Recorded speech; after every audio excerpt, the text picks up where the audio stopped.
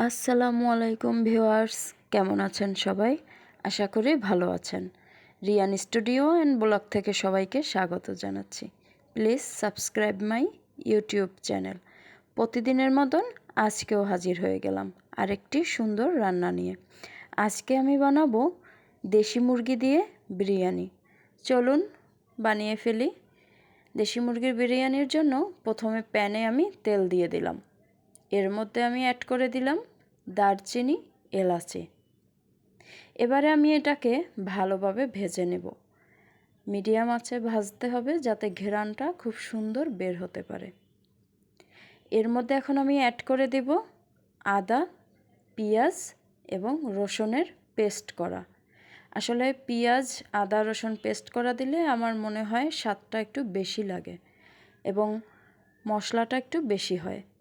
আমি তিনটা একসাথে ব্লেন্ড করে পেস্ট করে রেখেছিলাম। তো এই পর্যায়ে আমি এটা এখন ভালোভাবে নেড়েচেড়ে নিয়ে এর মধ্যে আমি দিয়ে দিলাম 2 চা চামচ ধনিয়ার গুঁড়া। আমি সবসময় বলি যে পরিমাণ বলতে কিছু নেই, এটা একটা আন্দাজের উপর ডিপেন্ড করবে। আপনি কতটুকু মাংস নিলেন, কতটুকু চাল নিলেন, এটা বুঝেই আপনাকে মশলাটা অ্যাড করতে হবে। এই পর্যায়ে আমি একটু মরিচের গুঁড়া দিয়ে দেব। আসলে আমি বিরিয়ানি বলুন বা খিচুড়ি বলুন সব কিছুতেই অল্প একটু মরিচের গুঁড়া অ্যাড করি, কেননা বিরিয়ানি হলেও মাংসটা যেহেতু দিব তাই একটু মরিচের গুঁড়ো আমার কাছে মনে হয় দেওয়া উচিত। এই পর্যায়ে 2-3টা আমি কাঁচামরিচ দিয়ে দেব, দিয়ে ভালোভাবে নেড়েচেড়ে নিলাম। এখন দিয়ে দিলাম একটু লবণটাও স্বাদ অনুযায়ী আপনারা দেবেন, কম খেলে কম, বেশি চাইলে বেশি দিয়ে দেবেন। ভালোভাবে ভেজে নিচ্ছি। আসলে এটা আস্তে আস্তে জালে ভাজলে বেশি সুন্দর একটা ঘেরান আসে। এই পর্যায়ে আমি বিরিয়ানি মশলার অর্ধেকটা দিয়ে দিলাম। এখন আমি ভালোভাবে নেড়েচেড়ে নেব। বিরিয়ানি মশলা বাকিটা আমি পরে আর কি অ্যাড করব, এর জন্য রেখে দিয়েছি। ভালোভাবে ভেজে নেওয়ার পরে আমি এখন এই পর্যায়ে দিব একটু গরম পানি, যাতে মশলাটা কষাতে পারি।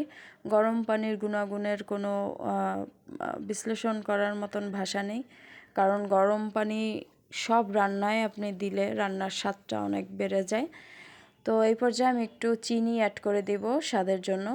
আপনারা চাইলে স্কিপ করতে পারেন। আসলে চিনিটা, আমি বিরিয়ানিটা একটু মিষ্টি হলে আমার কাছে ভালো লাগে, তাই আমি এটা দিয়েছি।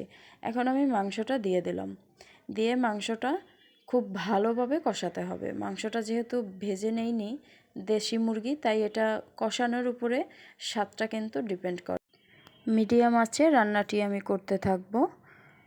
তো আস্তে আস্তে ভালোভাবে আমার কষানো কিন্তু হয়ে যাচ্ছে। এখন এই পর্যায়ে আমি ঢাকনা দিয়ে ঢেকে দিব। ঢাকনা দিয়ে ঢাকার পরে যখন দেখব যে উপরে তেলটা চলে আসছে পানি টেনে, তখন বুঝতে হবে কষানো কমপ্লিট।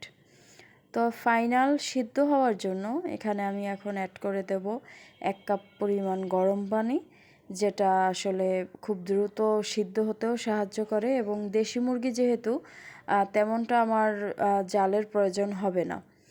এবারে ঢাকনা দিয়ে ঢেকে দিলাম। এখন আমি এখানে পোলার চাল ধুয়ে নিয়েছি। তো যাই হোক, দেখুন আমার পানিটা অনেকটা টেনে গিয়েছে। এই পর্যায়ে আমি দিয়ে দেব দুধ। এখন এটা ভালোভাবে মিশিয়ে নিলাম। নিয়ে আবারও একটু ঢাকনা দিয়ে, খুব অল্প সময় লাগবে যেহেতু দুধের পরিমাণ অল্প ছিল, তো ঢাকনা দিয়ে ভালোভাবে ঢেকে দিলাম। দেখুন রান্না কিন্তু হয়ে গিয়েছে পুরো মাংসটা। আর সবচেয়ে বড় কথা, আমি আরও একবার বলেছিলাম যে আসলে গরম পানিটার উপকার যে কী পরিমাণ রান্নায়, সেটা আপনারা আসলে ইউজ করলে বুঝতে পারবেন। এই পর্যায়ে আমি চালটা দিয়ে দিয়েছি। আমার ঝটপট বিরিয়ানির এখানেই হচ্ছে মূল কথা, যে আমরা আলাদা সবসময় রাইস রান্না করি, মাংস রান্না করি, এটা অনেক ব্যয়বহুল সময়। তো এর জন্য খুব স্বল্প সময় কিভাবে রান্নাটা করা যায়, এর জন্যই আমি মাংসর মধ্যে চালটা দিয়ে আপনাদের দেখানোর জন্য আর কি এই রান্নাটা আমার করা। তো বাকি বিরিয়ানির যে মশলাটা ছিল ওটা আমি অ্যাড করে দিলাম। আসলে পরে একটু বিরিয়ানি মশলা অ্যাড করলে ইনস্ট্যান্ট একটা সুন্দর ঘ্রাণ বের হয়, এর জন্য আমি রেখে দিয়েছি। তো এইভাবে খুব ভালোভাবে ভেজে নিতে হবে। ভাজাটা যত সুন্দর হবে বিরিয়ানিটা খেতেও মজা হবে এবং ঝরঝরে হবে। তো কষানো আমার মোটামুটি কমপ্লিট। আর একটা কথা আমি বলতে চাই, আমার যেহেতু এটা নতুন চ্যানেল, আমার কথা অনেকটাই বেজে যায় বা ঠিক করে হয় না, আর আমি ওইভাবে এডিট করি না, কারণ কেমন যেন একটা বেশিই কৃত্রিমতা মনে হয়। টুকটাক কথা বললে তো ভুল হবেই, তাই না? আর এটা অবশ্যই আপনারা ক্ষমার দৃষ্টিতে দেখবেন প্লিজ। তো যাই হোক, আমি আবার পরিমাণ মতো গরম পানি দিয়ে দিলাম।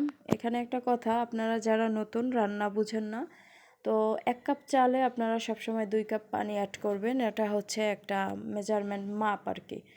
তো তাইলে আপনাদের বিরিয়ানি হোক, খিচুড়ি হোক, পোলাও হোক, পারফেক্ট হবে। যেই মগ বা যেই কাপ দিয়ে আপনারা চালটা মেপে নেবেন, সেটার ডাবল আপনারা পানি অ্যাড করবেন, অবশ্যই গরম পানি অ্যাড করবেন।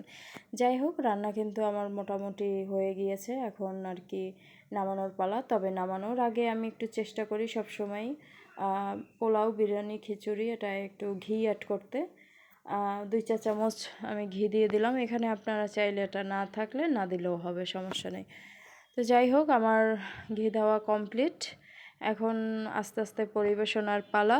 তবে পরিবেশনা করার আগে আমি আবার বলে দিচ্ছি যে আপনারা অবশ্যই এই রান্নাটি বাসায় ট্রাই করবেন। হ্যাঁ, কারণ এতটা মজা হয়েছে, সত্যি কথা বলতে অনেক অনেক অনেক সুস্বাদু হয়েছে। তো অবশ্যই খেতে হলে বাসায় ট্রাই করতে হবে, এবং আমার চ্যানেলটি আপনারা সবাই প্লিজ সাবস্ক্রাইব করে দিবেন, যাতে আপনাদের ছোট ছোট আপনাদের মাঝে রান্না নিয়ে আমি হাজির হতে পারি। দেখুন কতটা সুন্দর হয়েছে এবং কতটা ইয়ামি লাগছে, তাই না? অবশ্যই আপুরা বাসায় এটি ট্রাই করবেন। সবাই বলতে বাধ্য হবে, কোত্থেকে শিখলি রান্নাটি। সবাই ভালো থাকবেন, সুস্থ থাকবেন। আল্লাহ হাফেজ।